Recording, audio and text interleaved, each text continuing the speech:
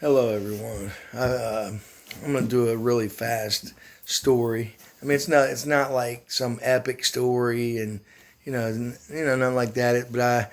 For some reason, I felt like telling this one today. Um, I was either 15 or 16 years old. It was my like first official road trip. I had went to Irvine, Kentucky, and my dad had got me a car, like a Mazda 280Z. It was like my first car. Um, and I come back to Ohio with it. And we're around the pool room in Middletown, Ohio there. And one of the, like the better player around there growing up was Whitey. I know most everyone knows Whitey. Uh, he was around. He was playing a lot more then, and he knew where if there was tournaments or some action somewhere, he usually knew where what was going on. And so I remember we was at the pool room that day. I was there with one of a really good friend of mine. Grew up around the pool room with him, Harold. We was around the pool room that day, and Whitey, when they was talking, Whitey, there was a tournament coming up in Indianapolis, a big bar table tournament. So we're excited as hell. I'm like, Harold, let's go. And Harold's ready to go hold up a fucking gas station if he's got to. I mean, if you know my friend Harold, you'll know what I'm talking about. I mean, we needless to say, we figured out a way to go. Another friend that ended up going to the Marines. His name was Jason.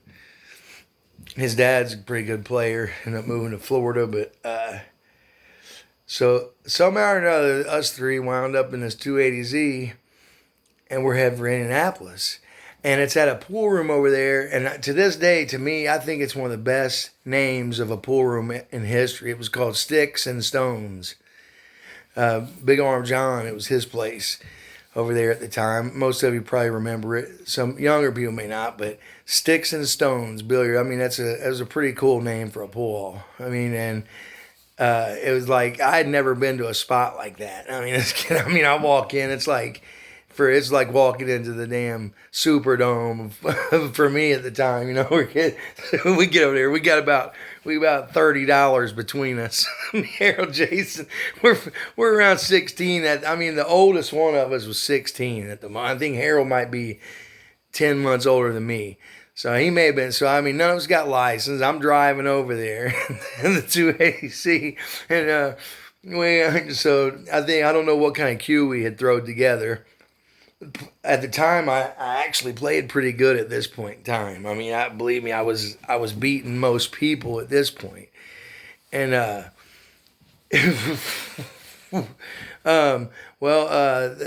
tournament thing, it was. We ended up not even really playing the turn. I think because Whitey was just going over there. We just followed him. And just for a disclaimer, we didn't go with Whitey. So the things that happened on this trip don't reflect on Whitey. White Loaf. But just disclaimer. but we get up, we follow. He gave us directions. We didn't like bumper follow, but we get over there pretty close to around the same time. He went over there just for action. So that's basically we was kind of just going. We went over there $30 looking for action, and I just thank God that nothing else happened because but either way, but the thing that happened is Whitey was playing. It turned into the battle of the Whiteys. Whitey ended up playing Whitey Walker. Whitey Walker was there with a guy from St. Louis playing that particular weekend, and Whitey from Middletown ends up playing that Whitey. They're playing like 200 or 300 a game, one pocket, and that was back when 200 or 300 was 200 or 300. It was a pretty good bet. And the other guy that was with that Whitey Walker, so what do I do? Well, I end up going up, and I talked to Harold, my buddy. I'm like, man, we gotta try to play somebody. We didn't have we didn't have no money, so we figured, well, we try to play some 10 a game. We got 3 barrels to shoot. That's we just figured we couldn't afford to get stuck too much. But So I walk up to this guy. He's a big old guy.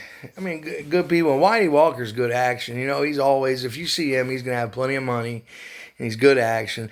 Like I say, I wasn't even 16 yet. This is the first pool room, like road trip like that I've ever been on. When I was a kid in Kentucky, I ran around to a lot of the tournaments, local and stuff, but I never did nothing like this. And, well, I start, somehow or another, I end up getting to play this guy that was with Whitey Walker. We're playing, we started out playing like $10 nine ball or something. I can't, I don't, you know what, I can't remember. I don't think it was one pocket. I think it was like $10 nine ball. And I think I won the first game, and he's starting to pay me.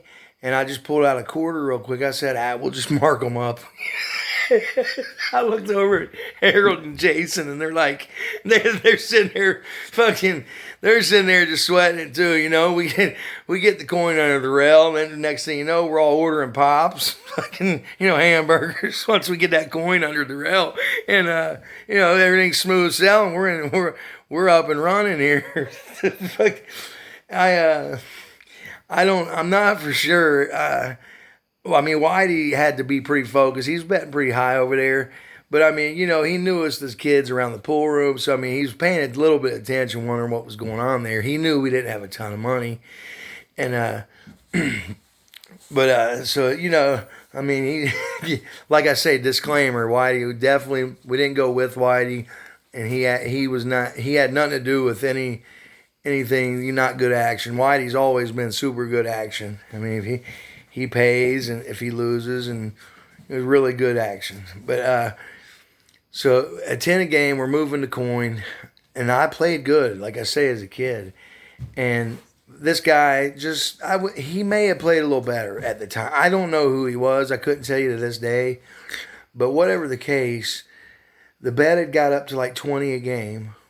And, you know, I'm holding my own there. You know, I think we played for a little while, actually. I mean, it lasted a little while. And, you know, it gets to 100. He gets me like 5 games losing. He's like, yeah, you want to go ahead and square up? I was like, nah.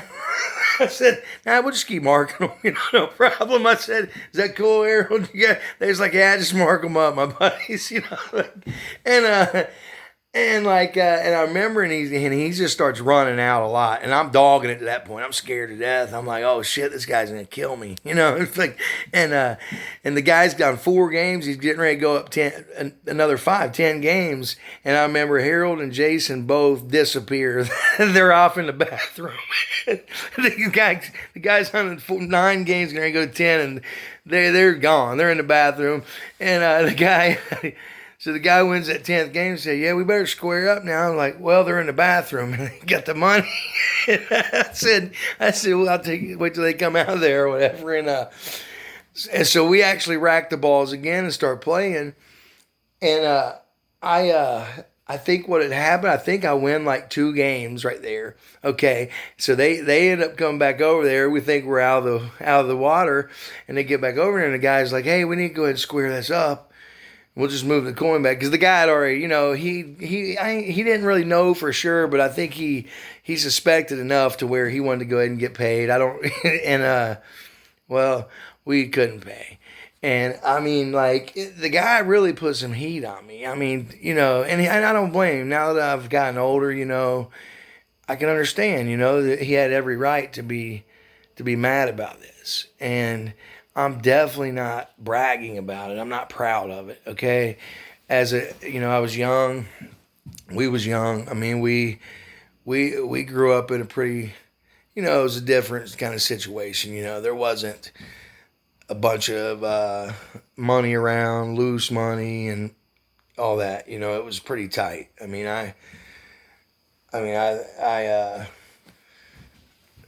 but either way, but I'm not bragging about it, like I say. I'm laughing about it a little bit now. I'm not laughing at shooting air.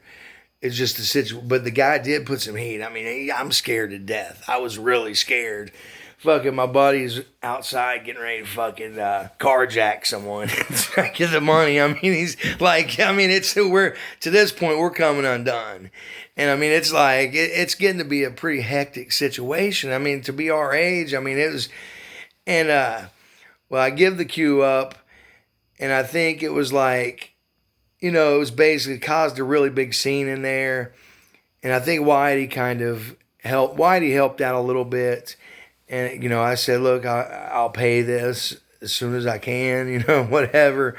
And, it was not a ton of money. And I just was honest. I explained. I was like, look, this is the first pool tournament or anything I've been to.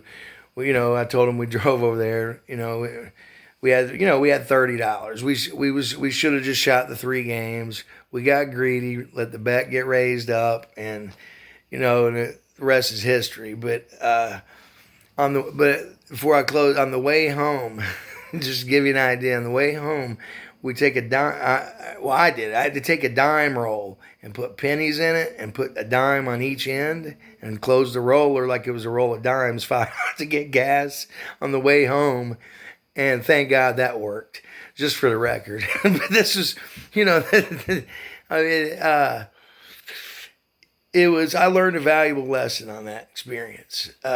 When you're on the air barrel, you got to get out. You're not allowed to miss in that situation. And, so if you do get in that spot, if anyone's watching this for what it's worth, just make sure you run out. And make sure or if you lose the brake, bad rack if you can, which I don't know how to do that, but I'm just, win if you get in that situation. I'll be putting some more things down. Have a nice day.